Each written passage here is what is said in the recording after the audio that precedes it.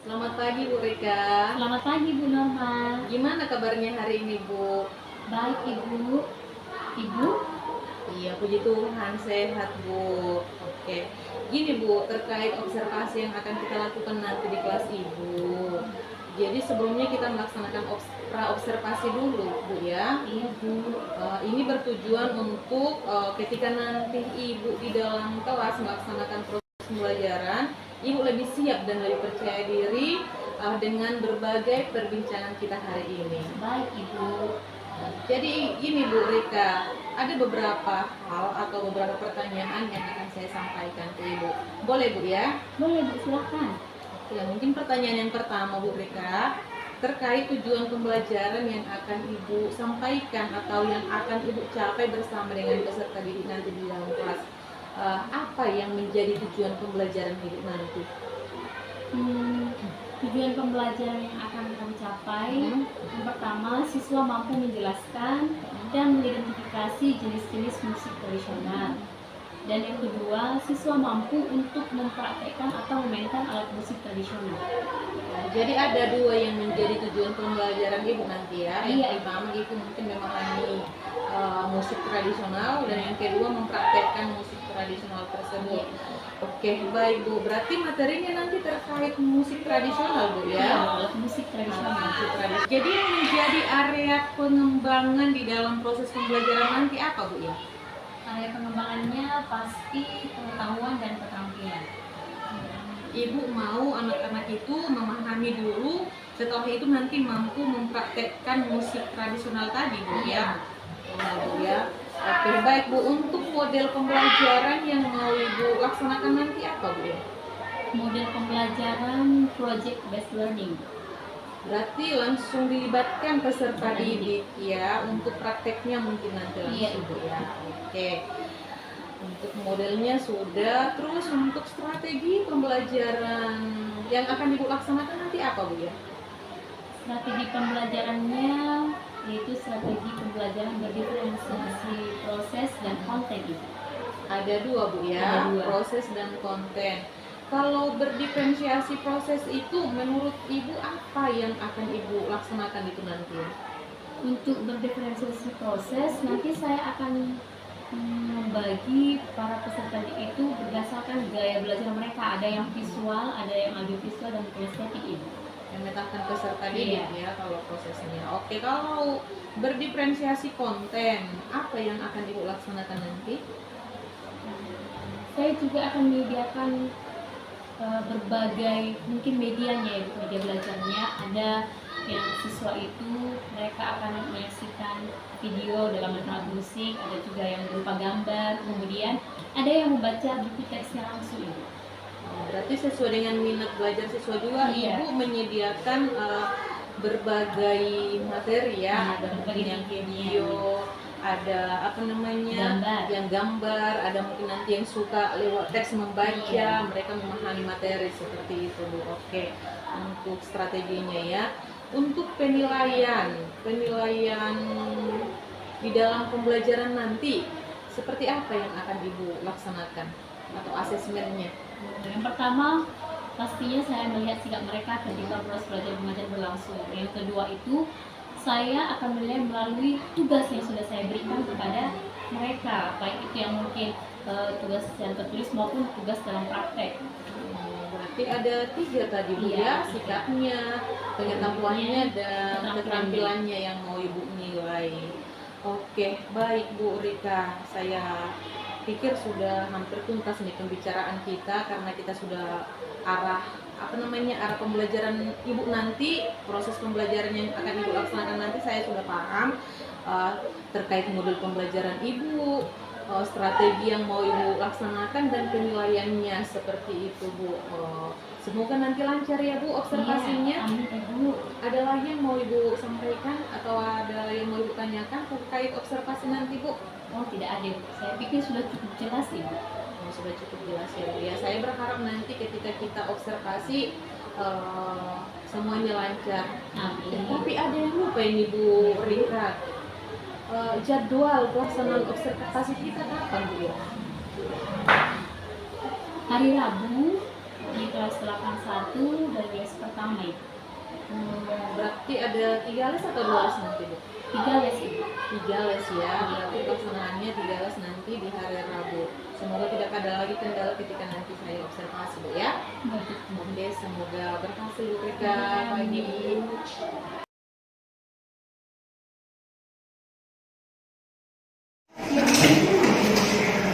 Selamat pagi. Baik, sebelum kita memulai materi kita pada hari ini, ada baiknya kita buka dulu dengan berdoa. Doa dipimpin oleh ketua kelas.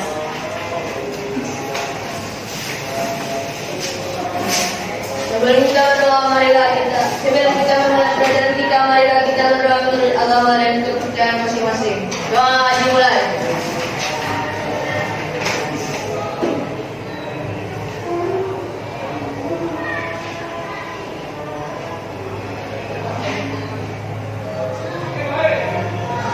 Berdoa selesai. Baik, terima kasih. Silakan duduk kembali.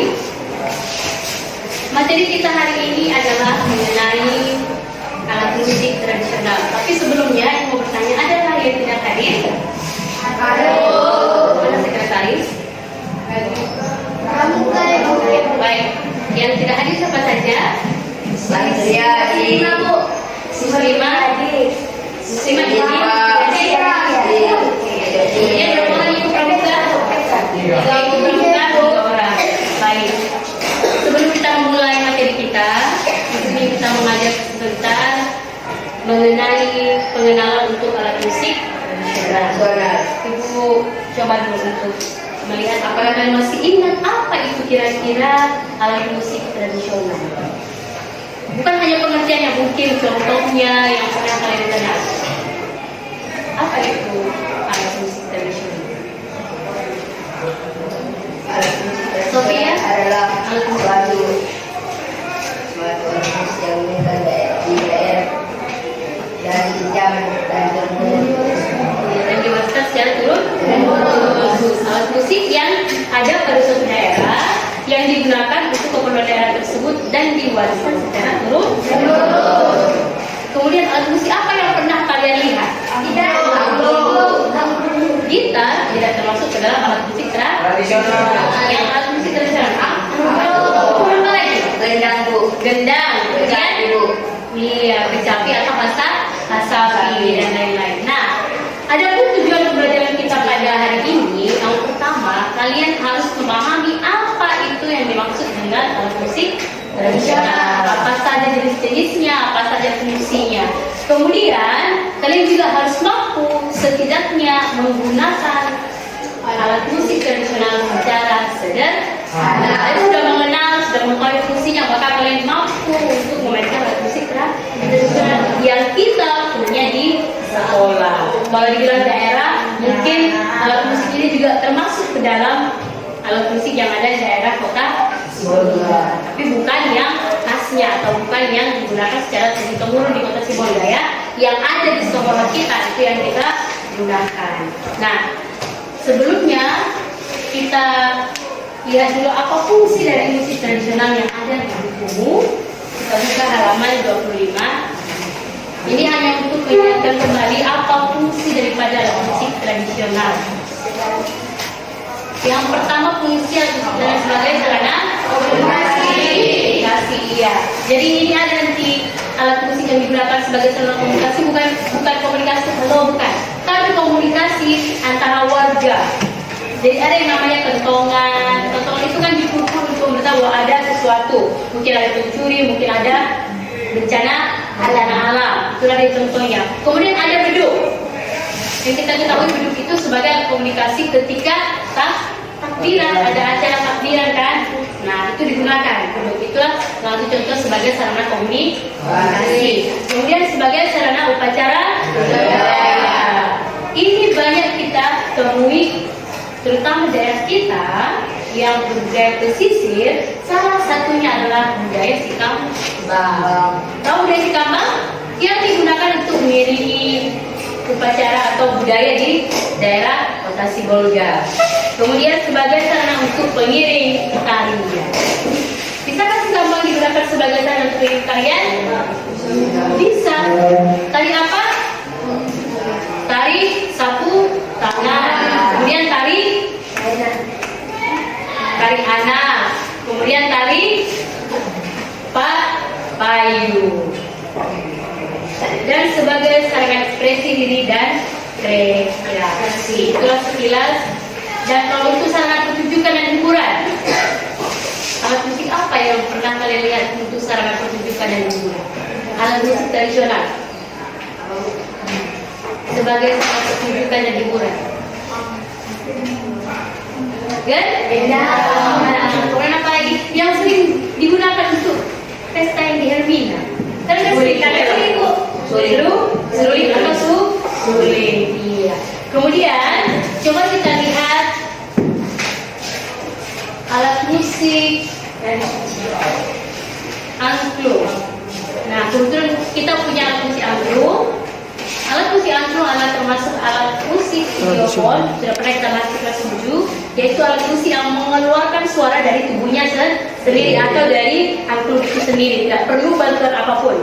Dan kemudian angklung itu dimainkan dengan cara goyang. Oke, sama-sama kita lihat ya, agar kita memahami bagaimana cara memainkan angklung. Baik, sekarang kita menyaksikan tayangan video mengenai cara memainkan angklung. Perhatikan dulu, kemudian kita akan bersama. Assalamualaikum warahmatullahi wabarakatuh. Hari ini kita akan belajar bagaimana cara memainkan angklung secara tepat. Yang pertama, jika Anda semua listening atau baru menggunakan kata berkreasi, silakan pegang angklung yang dengan tangan kiri. Simpan angklung yang besar sebelah kanan kalian, angklung yang kecil sebelah kiri kalian. Pegang angklung dengan tangan kalian seperti ini. Tangan kirinya lurus, tidak begini, tapi lurus. Simpan tangan kanan kalian, tidak paling luar angklung seperti ini. Nah, untuk kita, ini dasar-dasar mengelola angklung yang besar seperti ini. Lalu ketika mengira angklung, pada dasarnya mengira angklung ada dua jenis. Yang pertama, mengira angklung secara bunyinya panjang, korban. Yang kedua, mengira angklung dengan bunyinya pendek atau start. Ketika mengira angklung panjang, seperti tadi, lurus, kita tangannya seperti ini.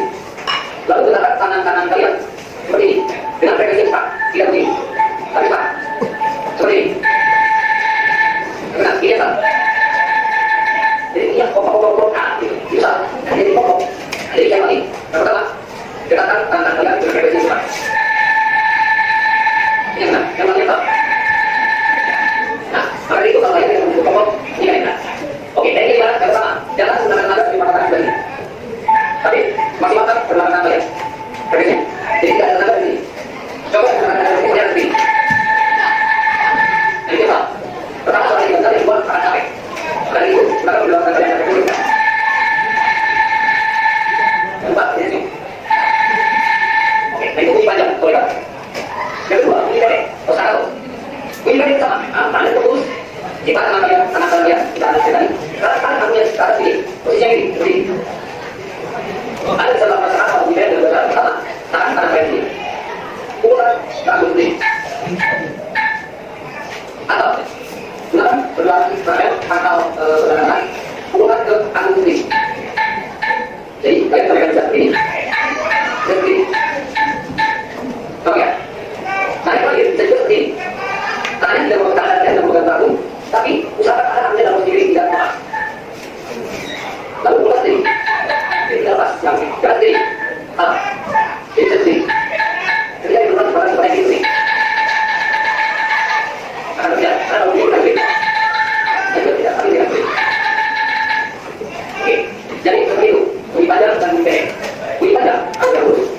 Tangan sebelah kanan. Mereka kita lepas, menggunakan belakang. Bunyi pendek, tangannya. Posisi ini, pukulan kalian. Panjang apa? Oke, itu tadi bunyi angklung sudah panjang dan pendek. Jadi si angklung ini ketika berbunyi, dia keluar dari getaran buat angklung, jangan di angklung. Semakin frekuensinya cepat, semakin baik. Semakin frekuensinya pelan, semakin buruk. Cepat, jalan. Ini berarti baik, buat. Yang berikutnya, ketika memainkan angklung, itu tidak hanya memainkan satu, bisa saja kalian memainkan lebih dari dua atau tiga. Kita coba memainkan angklung dengan dua angklung sekaligus. Tempatkan angklung yang lebih besar di dalam, angklung yang lebih kecil di luar. Seperti ini, atau seperti ini. Usahakan ada jarak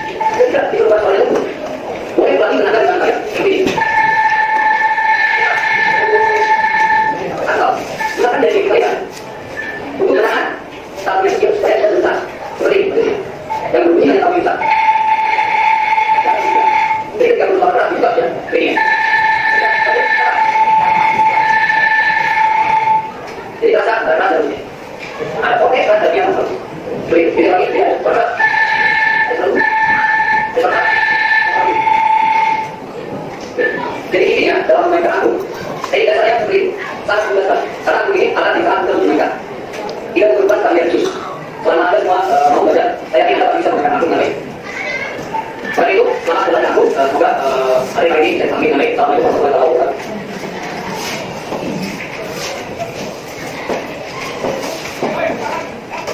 Baik, sudah dikatakan berbaik. Saatnya ketika dimulai. It's time to get the business. Saatnya ketika dimulai. It's time to get the business. Angklung termasuk alat musik tradisional yang sudah banyak dikenal di luar negeri, salah satunya di Singapura. Mari kita lihat permainan angklung oleh pelajar Singapura.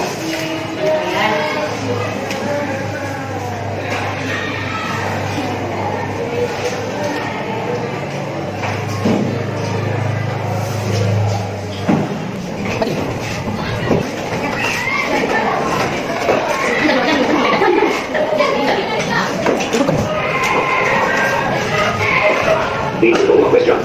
Kita belum bisa. Masuk ke apa aja? Boleh. Jadi ya.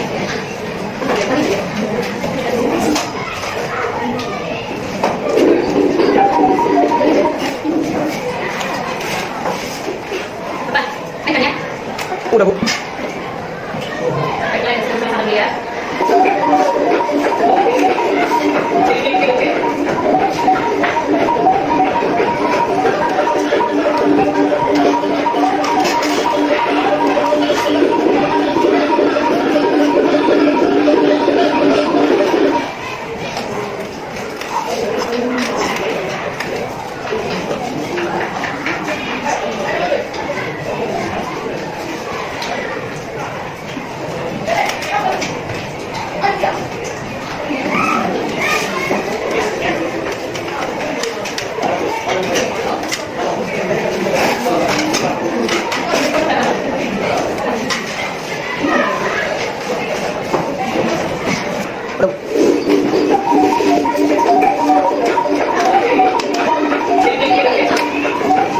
Nanti kalau bisa menjadi baik kan? Saya sesuatu.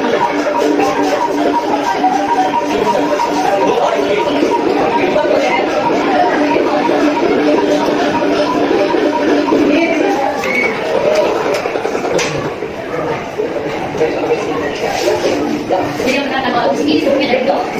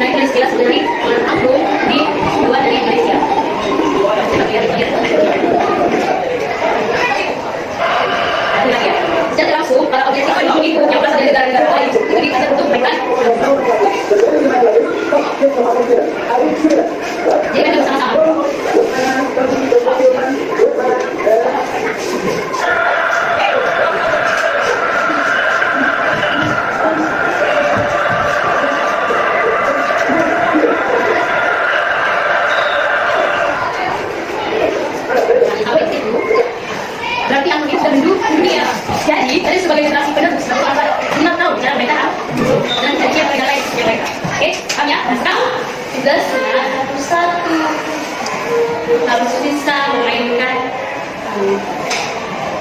Kita mulai dari kelompok 1, baru kelompok 2, kelompok 3, kelompok 4. Bisa ya? Silakan diambil aku satu albumnya.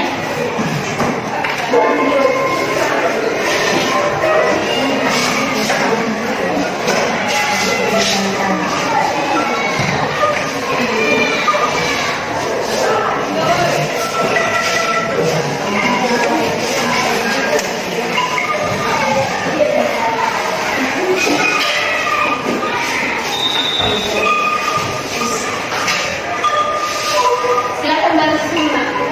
Baris sini. Baris. Terserah dari yang laki-laki dua atau perempuan. Baris dua panjang.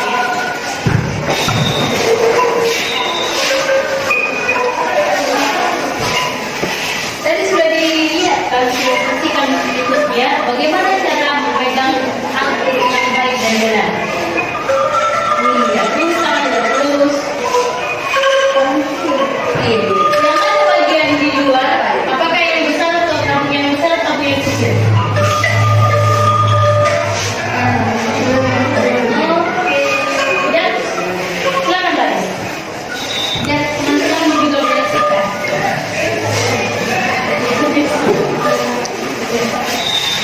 Bisa repeat. Terus dan lanjut.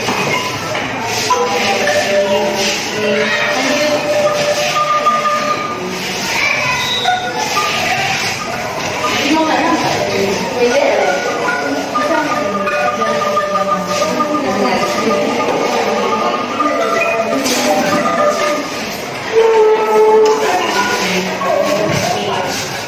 Sudah? Bisa kita menyebutkan dari dulu ya. Salusi, Vicky, Hotma, Wafi, Sofia, Rahayu dan Daniel. Oke, berturut ya. Baru nanti kalau bilang megang sama-sama baru megang sama-sama. Sekarang satu dulu. Ini mau lihat sudah pas atau tidak dari Upi. Oke, Vicky. Hotma, Wafi.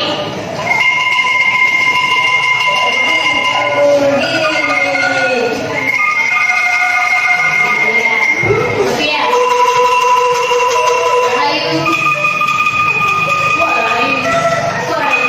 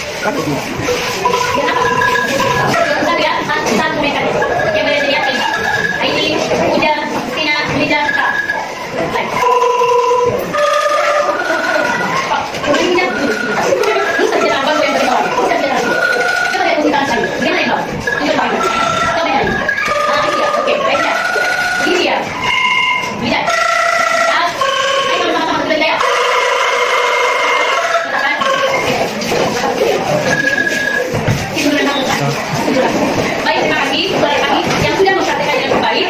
Nah, kalau sudah sering nanti dilatih, itu akan lebih bagus lagi dan sudah memahami bagaimana cara mainkan suara yang besar dan suara yang kecil. Bagaimana cara mainkan dengan tempo cepat dan tempo lambat. Nah, ada pertanyaan kira-kira untuk cara mainkan angklung? Tidak, Bu. Sudah cukup paham? Tidak, Bu.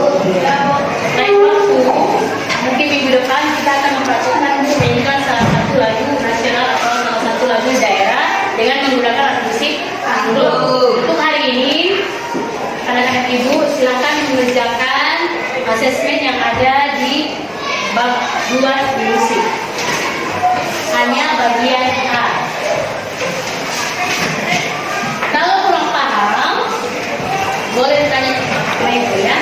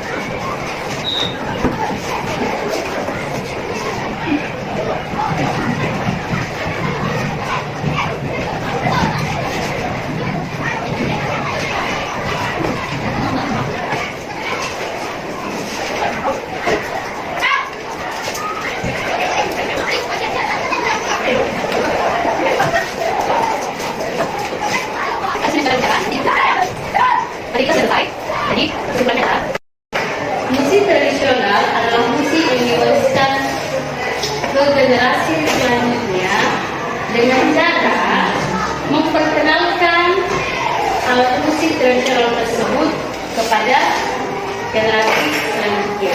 Nah, angklung merupakan salah satu alat musik tradisional yang sudah dikenal secara luas, secara mendunia. Kalian sebagai generasi selanjutnya, generasi penerus, harus mampu untuk mempertahankan, untuk menjaga kelestarian ataupun keberadaan angklung di Indonesia, khususnya di daerah kita ini. Nah, jadi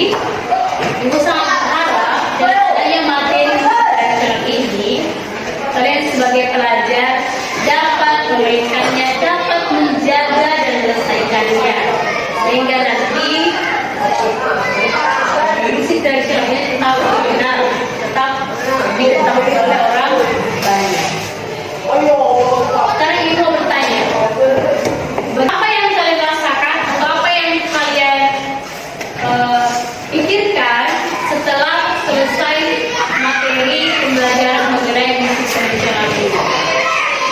Ya, silakan Sofia. Kita dapat mempraktekkan bagaimana cara memainkan alat musik amplium. Terima kasih, silakan Ibu. Mungkin ini juga menjadi gambaran kalian semua bahwa sangat menyenangkan karena dapat mengenal secara langsung dan memainkan secara langsung alat musik amplium. Ya, terima kasih Sofia ya. Untuk menutup pembelajaran kita pada hari ini, kembali kita tutup dengan doa, dan yang memimpin doa adalah Lutfi. Silakan Lutfi untuk ke depan. Sebelum kita menutup pelajaran kita, marilah kita berdoa kepada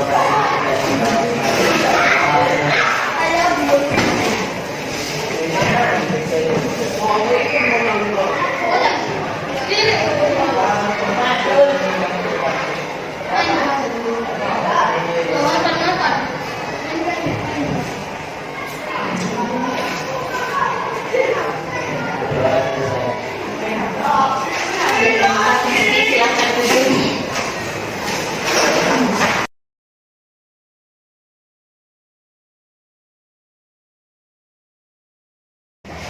Selamat siang Bu Rika. Siang Bu Norma. Gimana kabarnya hari ini Bu? Sehat Ibu.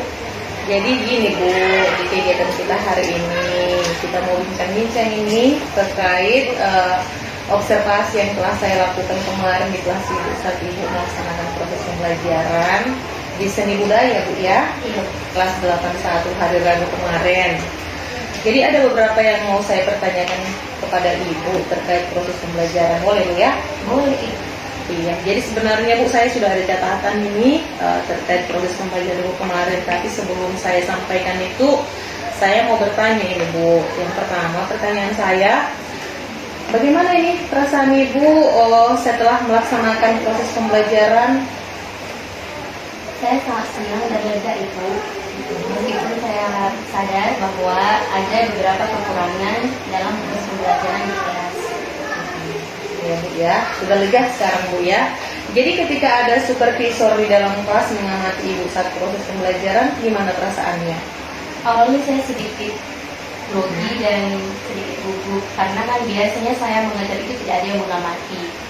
Namun ketika lama-kelamaan saya jadi terbiasa dengan ibu yang ada dalam kelas ketika saya belajar. Iya Bu ya. Jadi kalau boleh tahu ini Bu, gimana proses pembelajaran Ibu kemarin saat di dalam kelas? Boleh diceritakan Bu? Proses pembelajaran dalam kelas itu sudah sesuai dengan apa yang sudah saya rencanakan ketika ibu melakukan observasi kepada saya. Saya sudah melaksanakan proses pembelajaran dengan model project based learning dan juga sudah melakukan strategi pembelajaran dengan pembelajaran berdiferensiasi, proses dan konten, di mana anak-anak lebih mudah dalam mencapai tujuan pembelajaran. Ya, memang Bu, di dalam catatan saya ini juga Ibu sudah mampu menerapkan apa yang kita bicarakan pada praobservasi, di mana Ibu sudah melaksanakannya dengan baik. Secara keseluruhan pembelajaran Ibu sudah sesuai dengan yang kita bicarakan. Ibu sudah menyampaikan tujuan pembelajarannya, sudah menerapkan model pembelajaran project based learning Bu ya. Strategi pembelajaran Ibu juga sudah berdiferensiasi, yaitu proses dan konten. Dan saya lihat juga bahwa anak-anak senang dalam belajar seni Bu ya. Mereka sangat antusias, apalagi ketika mereka langsung praktek ya memainkan alat musik angklung itu. Mereka semangat sekali belajar, saya lihat Bu. Jadi masih adakah yang perlu Ibu kembangkan? Kira-kira apa itu? Pastinya masih ada ibu. Dimana saya akan mengupgrade diri saya, belajar melalui literasi Jawa dan juga dari YouTube. Ada anak-anak juga yang mungkin belajar itu lebih menyenangkan dalam kelas. Iya Bu ya. Jadi berarti yang perlu Ibu kembangkan mungkin dari dalam diri ya, dengan diri, mungkin belajar dari rekan sejawat, mungkin yang CGT dan YouTube. Dari itu juga bisa, dari PNM juga bisa Bu ya. Dari platform belajar mandiri itu sangat bagus loh pembelajarannya. Jadi Ibu terkait tadi pembelajaran Ibu sudah lakukan. Kira-kira Bu ada hambatan yang Ibu dapatkan ketika melaksanakan proses pembelajaran? Ada Bu, mungkin hambatannya di pemasangan alat. Ketika pemasangan proyektor itu saya butuh waktu yang mungkin mengurangi waktu dalam proses pembelajaran. Ya. Selain pemasangan proyektor itu kan di awal ya. Kalau di dalam proses pembelajarannya ada kira-kira hambatannya? Ada Bu, beberapa anak itu masih takut dalam memberikan pendapat. Mungkin bukan takut ya, mungkin mereka enggan atau nanti takutnya salah gitu ya kan, kita memberikan pendapat. Iya Bu, memang benar dalam catatan saya juga ini bahwa memang secara keseluruhan anak-anak itu sudah aktif sih, tapi masih ada beberapa anak yang tidak memberikan pendapat ketika Ibu bertanya. Saya lihat gimana menurut Ibu, apa sih yang menyebabkan anak Ibu takut dalam berpendapat?